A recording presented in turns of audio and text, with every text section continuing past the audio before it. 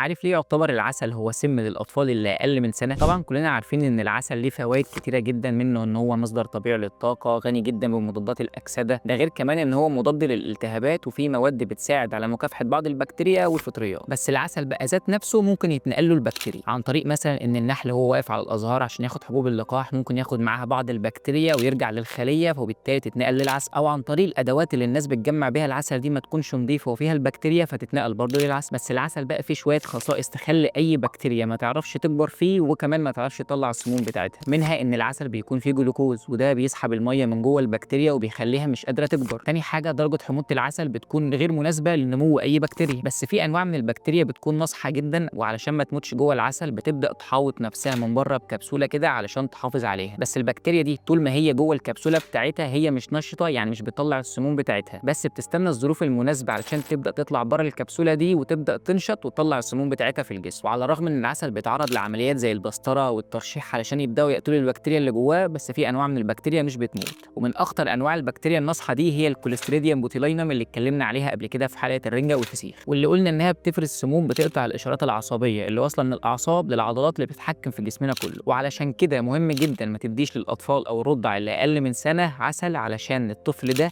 بيكون في كل الظروف المناسبة اللي تخلي الكوليستريديوم دي تنشط. الأطفال اللي أكبر من سنة أو الكبار عموما بيبقى عندهم حمض المعدة اللي هو ال HCl، بيساعد على قتل عدد كبير جدا من البكتيريا. أما الأطفال اللي أقل من سنة حمض ال HCl أو حمض المعدة عندهم بيكون كميته قليلة جدا، وده بيخلي فرصة قتل البكتيريا بتكون أقل، وفرصة إن البكتيريا دي تنشط بتكون أعلى. تاني حاجة الأطفال اللي أقل من سنة بيكون عندهم البكتيريا النافعة اللي موجودة في الجهاز الهضمي قليلة جدا، والبكتيريا النافعة دي معروف عنها إن هي بتقاوم عدد كبير جدا من البكتيريا الضارة. علشان كده لو ادينا الطفل اللي اقل من سنه ده عسل وكان فيه بالصدفه البكتيريا بتاعه الكوليستريديوم دي، هتبدا تدخل الجسم وتطلع من الكبسوله بتاعتها وتطلع السموم وتنشرها في الجسم كله، وده هيعمل لك حاجه خطيره جدا اسمها الانفانت بوتيوليزم، وده اللي هيبان على الطفل باول عرض واهم عرض وهو الامساك الشديد، وده هيحصل نتيجه سموم البكتيريا اللي هتبدا تعمل شلل لعضلات الامعاء المسؤوله عن الاخراج. هتلاقي الطفل ده في حاله كسل شديد وضعف عام، والمميز قوي هتلاقي عنده رخاوه في العضلات، واللي بيعرف برضه باسم الفلابي بيبي سيندروم، واللي بيكون فيها الطفل عضلاته رخوه جدا او بالبلدي جسمه بيكون سايب. كمان الطفل ده هيكون عنده صعوبة شديدة في الرضاعة والبلع، غير انه بيعيط بصوت خفيف خالص او بالكاد مش قادر يعيط. علشان كده اول ما تشوف الاعراض دي على طفلك تاخده على المستشفى على طول، لان كل ما يتشخص بدري ويتلحق بدري كل ما كانت المضاعفات والمشاكل اقل.